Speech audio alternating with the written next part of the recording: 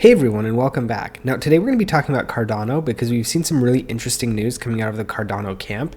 Now this is actually some pretty major news if you ask me, and I think this is very, very important. So we're going to talk a little bit about that. Obviously, we'll get into the news and all that stuff later, but before I did just want to go over kind of a quick overall sense of what we're seeing in the market, also go over some Cardano price action, what we're seeing there, and then we'll kind of continue on into the really important news of the day. So moving on, I want to take a look at crypto bubbles. What we can see, a really mixed day in the market. We can see Cardano down just shy of 3% now at this point.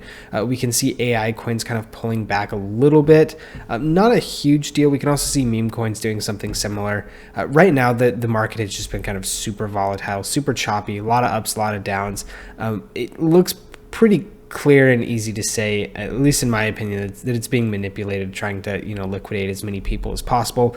If we do move on and take a look at the Cardano chart, I think it's fairly clear to see that, right? I mean, we see this really strong pump, a little bit of just kind of some nothing going on up here, and then essentially a really strong dump, just at least so far, right above where we started. I mean, it's entirely possible that we make it all the way back down to where we started, at which point, I mean, this is something that, in my opinion, it becomes pretty clear this is here just to liquidate people. So if we zoom in a little bit, we can kind of see, we'll actually take down the volume a little bit as well. But we can see Cardano itself, at least, sitting at about average here, sitting about 45, meaning we're a little bit below kind of like the mean line, but not anything too crazy. We can see that we did have this kind of descending trend line that we were following. We did actually break out of it. Again, really, really strong move. This is a good pump that we saw over the course of 2 or 3 days. And then we just kind of sat here up at the top. The constant like wicks here, I think were pretty clear to see that we were trying to break through this level of resistance here, not really doing that particularly well, and so then we saw that kind of a drop back to the downside. We've currently dropped through this level of support. Obviously the hope is that we turn these things into levels of support. Didn't happen. We've continued. We actually have seen a wick back up where we were getting close to this level of support down here. Essentially, as I was saying, kind of back to where we started about a week ago.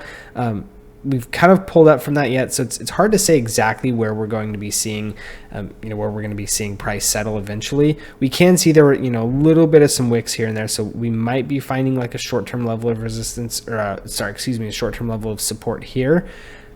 Hard to say for sure though, right? I mean, overall what we are seeing is, this looks to me pretty clearly like we are seeing some manipulation in the market. So, whether we see it come all the way back down or maybe we see a pump up to this point, very hard to say for sure. But overall, things looking pretty decent for Cardano. If we, again, zoom out and kind of take a look longer term, let's actually take a look at a couple of different things. We can see, obviously we saw our first little kind of run up here last December, saw a little bit of a pullback here. And then again, we saw kind of our secondary highs for 2024 and actually our ultimate highs for 2024 prior to this run up happening in about March. We then saw multi-months long kind of pullback and consolidation area period, things kind of squeezing pretty tight here. And then obviously we saw just this massive move to the upside, going from lows of about 32 cents to highs well over $1, about $1.32 here at this point. So, Cardano obviously moving very, very nicely. Since then, though, we did see a little bit of that pullback that we were following on the descending trend line here. We did kind of break that. We're sitting above kind of where we were at the lows there. We were establishing a pretty decent level of support here, kind of at about like the 85, 86 cent range. We are sitting actually up at the 91 cent range now. So, kind of a little bit of a buffer off of that. I think overall, it seems kind of between like this 95 and like 85 cent range. This has been a pretty decent like liquidity zone. So I would imagine that this, at least for so far, this appears to be kind of like the main liquidity zone and where we will see price start to consolidate before we potentially see a move back to the upside. It was looking like this could have been it, and this probably was a little bit of a bull trap. People were trying to manipulate the market to think that this is the breakout, we're moving up, the second leg of the bull market starts now, and then obviously getting quite quickly rejected back off of that, pretty close to where we were sitting before. So, I think obviously, a little bit of manipulation in the market going on here. We always have to be very, very careful of that. Expect, that the market is not your friend and is trying to work against you. So you just have to be very, very careful when we see, movements like this, because I mean, I don't know if this isn't manipulation. I don't really know what is. This seems to be pretty clear to me so far. But overall, we just have to deal with the reality of what we're dealing with here. And obviously, this is the reality of what we're dealing with. And so we just need to make sure that we're being smart. We're not using leverage, too crazy. If we are using leverage, we're not using anything we can't afford to lose, all of that type of stuff.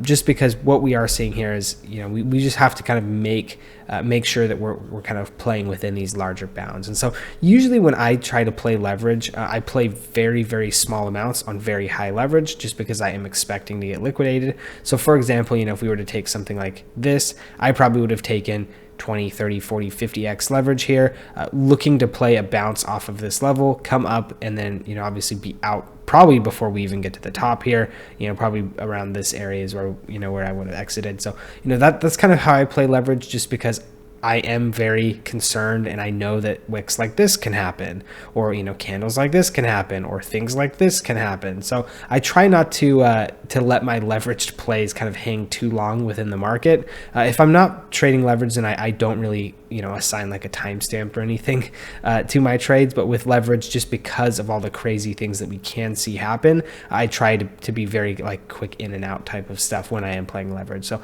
again, not financial advice. You need to make your own decisions.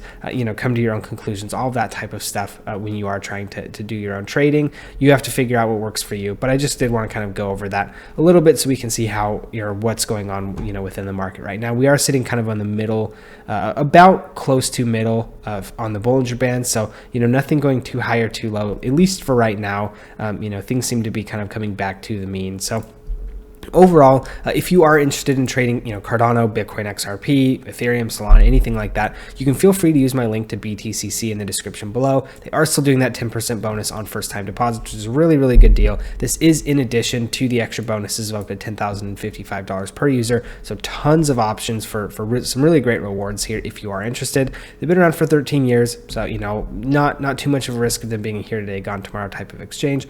Also 300 plus crypto futures. So if you have something that you're wanting to trade, they probably have it. Also 500x leverage. So again, I'd strongly discourage you using this level of leverage. But if you have some sort of strategy that you think works using this level of leverage, then of course, there you go. Also no VPN or KYC necessary. So, if this is something where, that's important to you, then they also have that as well. So now I want to go and kind of focus on the news of the day today, because it looks like the Cardano Foundation is setting up some pretty good establishments down in Argentina, working to do a whole bunch of different stuff. Provide transparency and identification throughout the country. How this is all going to happen. They actually are also looking to set up a kind of like a tech innovation hub in Entre Rios province. So a lot of different cool things happening within Argentina. The reason that I think this news is actually so interesting and really quite important is because a lot of what's going on in the crypto space right now hasn't necessarily found product market fit in like the first world countries. If you think about like the most important thing that crypto and blockchain has been able to do so far, it's probably stable coins, right? I mean, and this has been massively important for people who don't really have, like, might be unbanked or don't really have great access to like a traditional banking infrastructure. In US and most of like the Western world or first world countries, I would say this is a problem that nobody really actually has.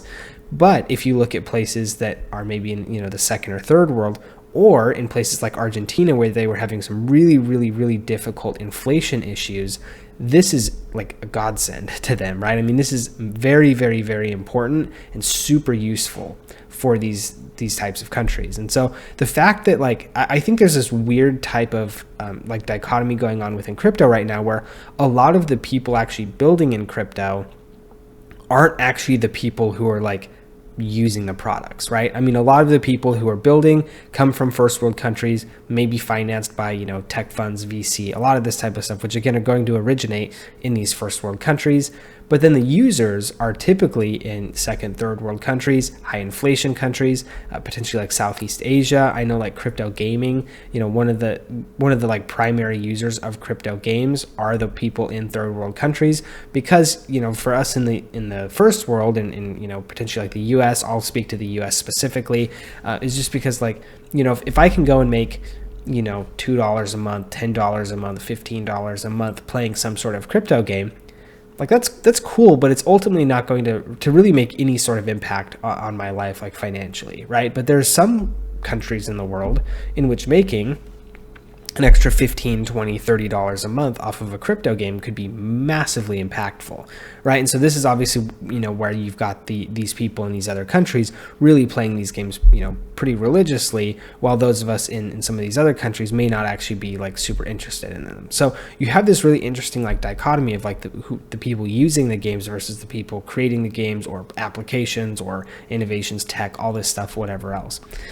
But I think the reason that Cardano expanding into Argentina is so important is because there could be a really, really interesting opportunity for kind of the left hand to start talking to the right. We've got the people who, Argentina is very, very big for like the usage of stable coins, using crypto overall. Obviously with the Argentine economy starting to turn around, maybe this will change a little bit, but usually once people have adopted something, they usually start to hang on to it, pretty well. And so that's what I'm really interested to see here is, as the Argentine economy, one, starts to turn around, and two, we start to have Cardano starting to build some sort of presence in Argentina. It might be interesting to see like what the Cardano network can do in terms of like actually building innovations that people are wanting to use, they find relevant, they find useful.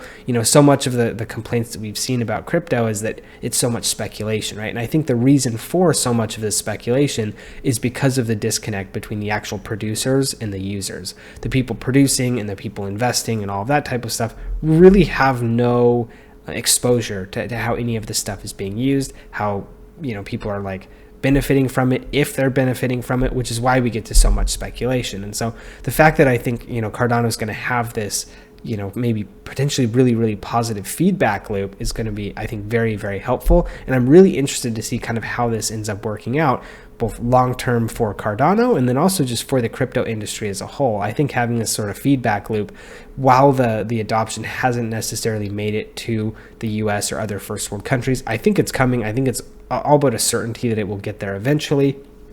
But at least for right now, the main thing that we are seeing is the usage is coming through some of these second, third world countries with really difficult inflation issues, things like that. And so, overall, I'm really interested to kind of see how this plays out. That's why I do think this is kind of some larger news than what it kind of may lead on to initially, just because of this potential feedback loop, feedback opportunity, a lot of that type of stuff. Cardano's made some really interesting announcements and like strategic decisions as far as like where to place some of their assets and allocating some of their work and attention globally. And so I am very interested to see how this plays out. I want to talk you guys through kind of one, what the news was, but then also two, why I think it's actually pretty important. So again, hopefully you found the information in this video useful. If you did, please do give me a like and a subscribe, because it really, really does help me out. Also, if you have any comments, questions, thoughts, whatever, feel free to drop those in the comment section below. I do try to read and respond to all of those. So if you have anything that you want me to see, that'd be a really great way to do it.